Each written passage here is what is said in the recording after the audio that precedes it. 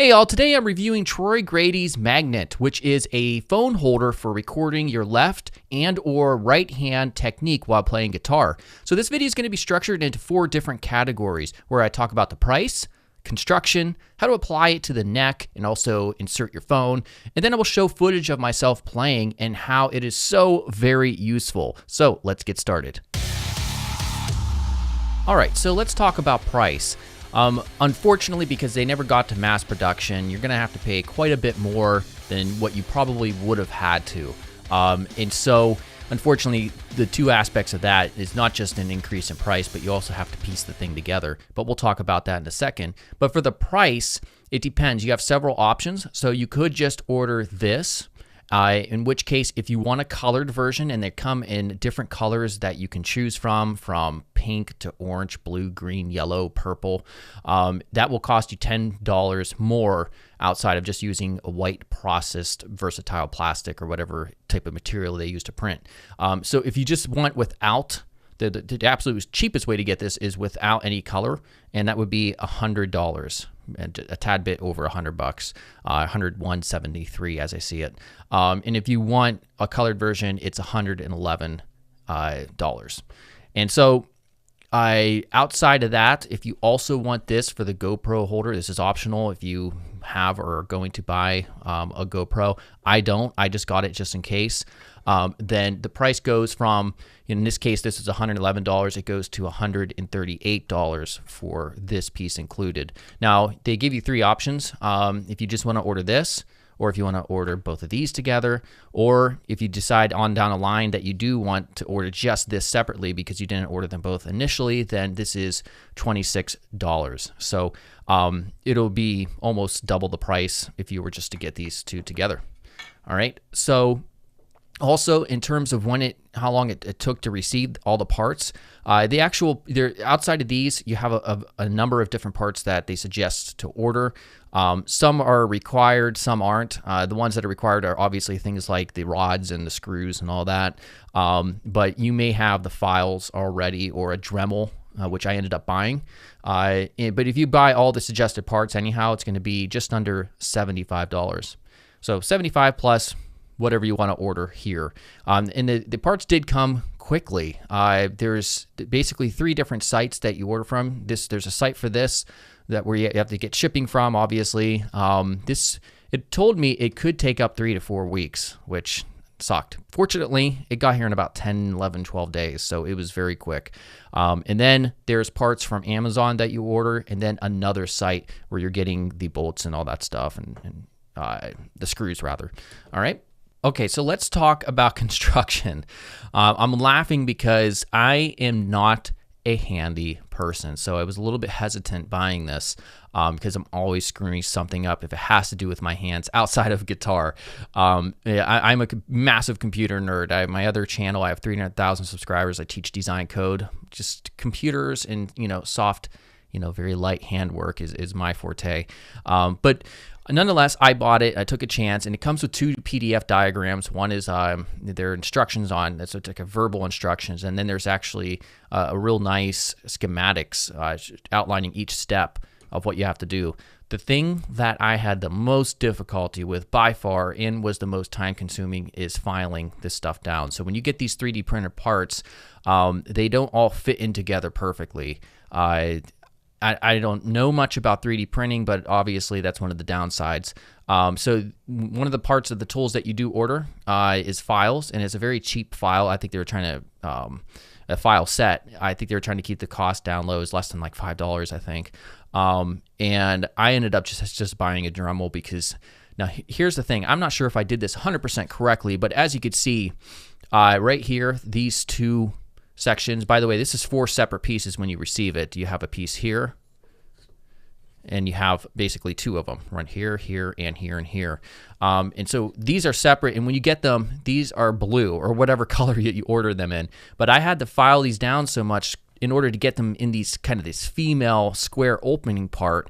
And it was a lot of work. I'm hoping I did that correctly because I am looking at, I did see other variations of these DIY kits, and theirs weren't filed down like that, so I don't know. I probably did it wrong. But it was a pain. But nonetheless, it works. That's the most important thing. It works. It clamps strong. There's 2 springs in here that go inside of this here, in this holes, these 2 holes. And it's definitely quite strong, and that's the part that obviously grips onto the guitar neck. I'll show you that in a second. And then, of course, there's also screws that go in here, which act as the same sort of mechanism for securing the phone. All right, so you put the phone in this section. I'll show you that in a second as well. So it took me a bunch of hours. The PDF mentions a couple hours for getting it together, but for me, no, it was quite a bit of work. And also you have to file the holes as well to ensure that the rods can freely move and the springs can do their job on these holes as well. So construction, it was difficult, but obviously in the end quite worth it. This obviously you don't do anything with in terms of construction. All right, so let's talk about actually how you apply this to the guitar. It's extremely simple. It's a hell of a lot more simple than trying to get those car smartphone holders. I know that's like a common way to do this, to try to get it like to attach onto the body of the guitar. And this is obviously a lot more secure. So depending on how your neck meets the body, this is an Ibanez RG guitar. It'll really determine how far you can get it up on the neck. For me, because we could see this section actually comes out a bit, I can apply it actually right there, right up to the 24th fret. And it is secure, very secure. It's not going to move here hardly at all. But if you get it too close, I found that based on my camera, or my smartphone camera at least, which is an Android Galaxy S8 Plus, it couldn't focus when it was so close to the pick. All right, so I ended up putting it down here, and this works quite well right here. You also want to make sure you don't go down too far, because we could see there's a bevel and it will make it easier for this to slip. So you get it up kind of high right there, kind of flush with the fretboard itself. All right, so once it's secure on there, then you put in the phone. And this is a little difficult because I have this big microphone in my face. But as we could see here, there's this inlays for your fingers to go, so you can grip both sections and then just pull it apart. And then I'm holding it open with my finger, as we can see. And then you want to make sure, if you want to get slow motion on most modern smartphones, you're going to use the back-facing camera. It's like the best quality usually. And then just place it in, and don't let it get too close to the actual frets, obviously, or the strings, but just a bit above it. And there we go. So now it's quite secure. It's not going to move. There we go. So now let's talk about actually using the camera.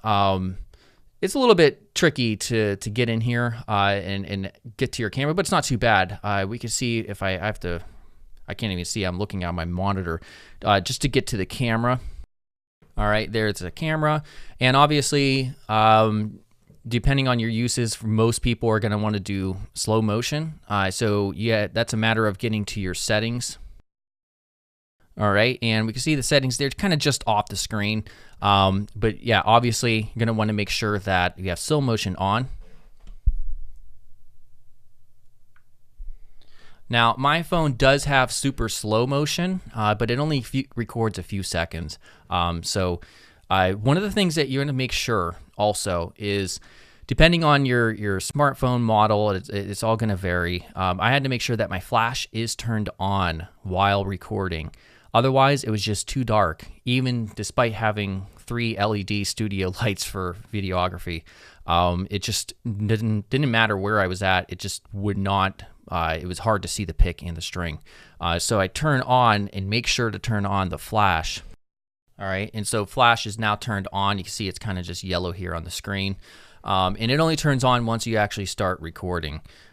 So my phone does auto focus, so I don't have to manually set the focus on the phone, fortunately. But one thing that was a big pain in the butt that I realized initially, when you're recording, you're self-picking or going through licks or whatever, and you're trying to get a good right-hand technique, I found that sometimes the phone would not record in slow motion. For whatever reason, it would reset, And then I realized once I transferred the files, they weren't slow motion files that could be added, unfortunately. So I had to, for my phone, I just have to remember each time I record to make sure it's set to slow motion mode. Here's what it obviously looks like when I turn on or I start to record. You'll see this end of the guitar starts to light up, obviously. And there we go. So that camera, or the camera light, obviously really makes it so that it will see exactly what it needs to see. Okay, so Ola England just started a 14-day challenge series where every 14 days there's a new lick or something. And this is a great way for me to determine if I'm really reaching these speeds cleanly.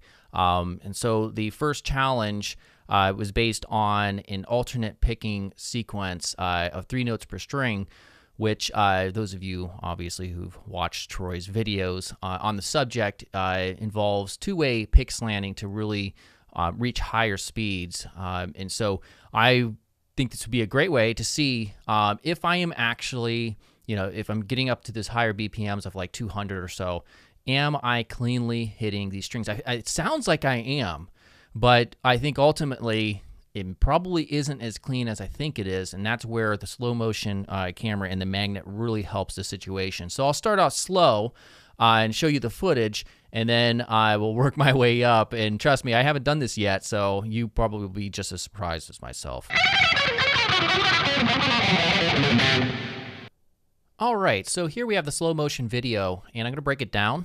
And basically, we start on this high E with a downstroke, and it also ends on a downstroke. It's 5 notes. And so we need to achieve upward pick slanting in order to, once we get over this downstroke, we need to be high enough off this string so that we can hit this with an upstroke right here. So let's see if I achieve that. Down, up, down, up, down. Now it should hit. Nope, I accidentally hit it because my pick slanting was not good enough. I'll replay that part, and you can see as I'm trying to make my way to this string, I hit this string by accident. And so this is supposed to be an upstroke here, and I do just barely touch it. I don't even think it can count, but you can see. Watch this transition.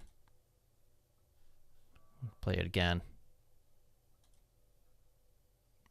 You notice I'm hitting it. I'm hitting that string on the upstroke, which I shouldn't be. So that's one area that's definitely not correct. The next string, this starts on an upstroke and also ends on an upstroke. So that means we need to be achieving downward pick slanting, so that once this this final upstroke comes up off of this B string, it can come down on this D string. So it's up.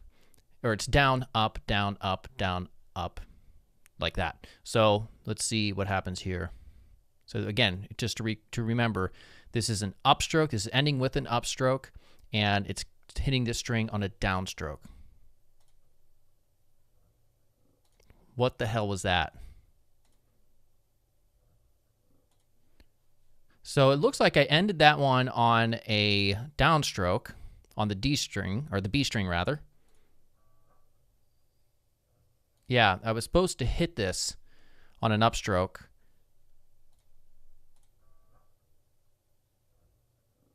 And I'm hitting this on an upstroke. You can see that it actually hit the string on an upstroke.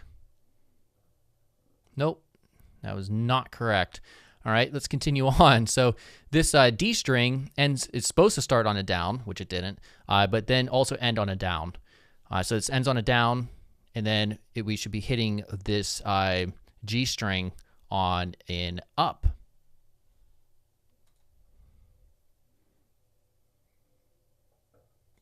Okay, so what was that? I did actually end this on a downstroke, but then this string on the G string, I did hit it.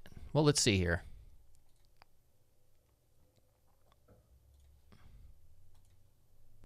All right, so what happened here is you see 2 upstrokes. This is supposed to be a down.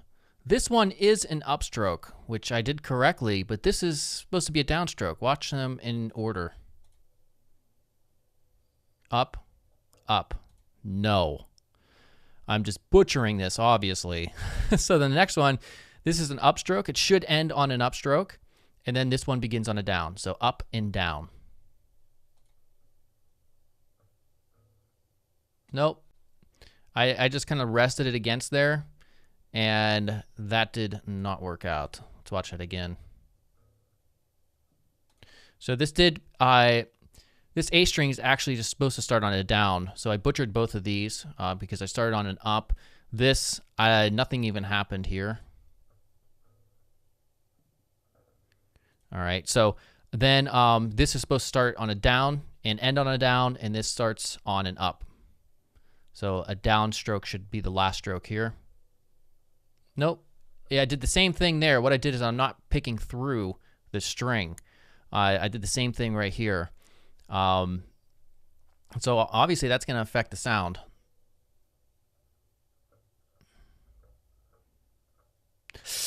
Yeah, I was playing beyond my ability there, but you know, it really helps to be able to see exactly what's happening, so that I'm now completely aware of how I should be adjusting my picking technique. And then obviously I can revisit this maybe after a few days of practicing, slowing it down and working up my speed. So I definitely recommend purchasing this if you can, and really hopefully they're able to eventually get it out to mass production. Make sure you subscribe here if you enjoyed this, and I'll see you later. Goodbye.